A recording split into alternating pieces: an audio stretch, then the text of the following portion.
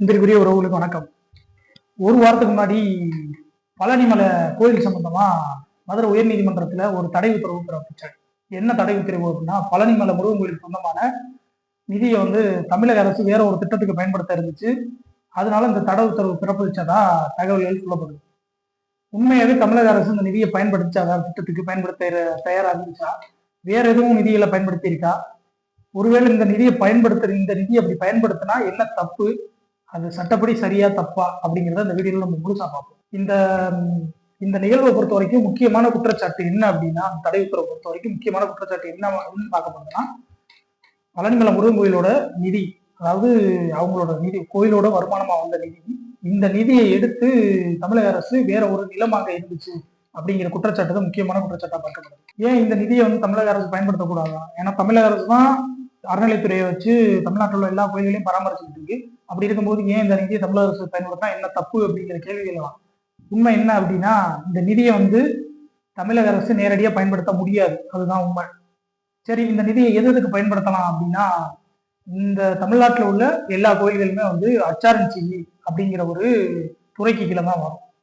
இந்த துறையின் மூலமா கோயில் நிதி எப்பயுமே கோயில் பராமரிப்பு, கோயில்ல வேலை பார்க்குற ஊழியர்களோட சம்பளம், அது போக கோயில்களோட சொத்துக்கள் பாதுகாப்பு, இதுக்கு மட்டும்தான் இந்த கோயிலோட நிதியை பயன்படுத்தணும் இருக்கு. சரி, எதுக்கு பயன்படுத்தக்கூடாது அப்படின்னு பார்த்தோம்னா, மத்திய மாநில 2 அரசாங்கமுமே இந்த நிதியை பயன்படுத்த முடியாது நேரடியா. அதாவது அரசு சார்ந்த திட்டங்கள், அரசு சார்ந்த நிலங்கள் வாங்குதல், இந்த மாதிரி எந்த ஒரு முறைக்குமே மத்திய மாநில அரசுகள் இந்த நிதியை பயன்படுத்த முடியாது.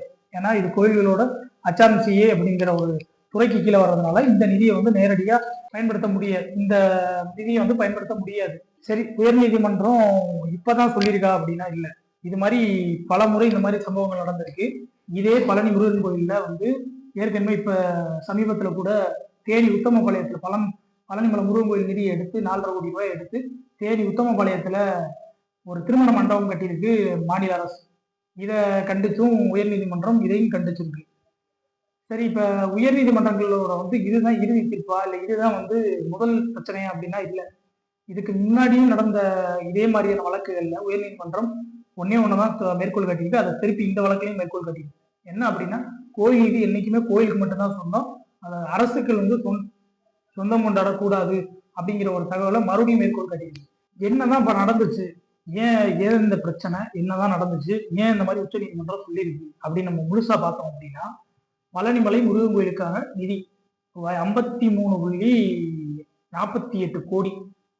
இந்த தொகையை தமிழ்நாடு அரசு வேறு ஒரு நிலம் வாங்குறதுக்கு, பக்தர்களோட வசதிக்கு வாங்கப்படுறதா சொல்லப்படுது. வேறு ஒரு நிலம் வாங்குறதுக்கு தனியார் அமைப்பிட்ட இந்த தொகையை கொடுத்ததா சொல்லப்படுது. இதுக்காண்டி இந்து முன்னணி அமைப்பை சேர்ந்த ராம ரவிக்குமார் அப்படிங்கிறவர் மதுரை உயர்நீதிமன்றத்துல ஒரு வழக்கு தொடுக்கிறார். ஒருவேளை இந்த நிதி தவறா பயன்படுத்தப்பட்டிருக்கு அப்படின்னு தெரிகிற பட்சத்துல உயர்நீதிமன்றம் என்ன மாதிரியான நடவடிக்கை எடுக்கலாம் அப்படின்னா, அந்த நிதியை மீண்டும் கோயிலோட கணக்குல சேர்க்கப்படும் அப்படின்னு சொல்லுவோம். இன்னொன்னு அந்த அச்சாரன்சி அதிகாரிகள் யார் இதுக்கு துணை போயிருக்காங்க, கோயில் நிர்வாகிகள் உட்பட யார் யாருக்கு இதுக்கு துணை போயிருக்காங்களோ மொத்த பேர் துறை ரீதியான நடவடிக்கை எடுக்கப்படும். மூணாவதா அந்த நிலத்துக்கான பணமோ இல்லை மாநில அரசு தான் அதை பார்த்துக்கிறணும். அந்த நிலம் கோயிலோட அறக்கட்டளையின் பேர்ல மாற்றி எழுதி தர வேண்டும் அப்படிங்கிற ஒரு உத்தரவையும் கொடுக்கும். இதுதான் உயர்நீதிமன்றத்தோட உத்தரவா இருக்கலாம்.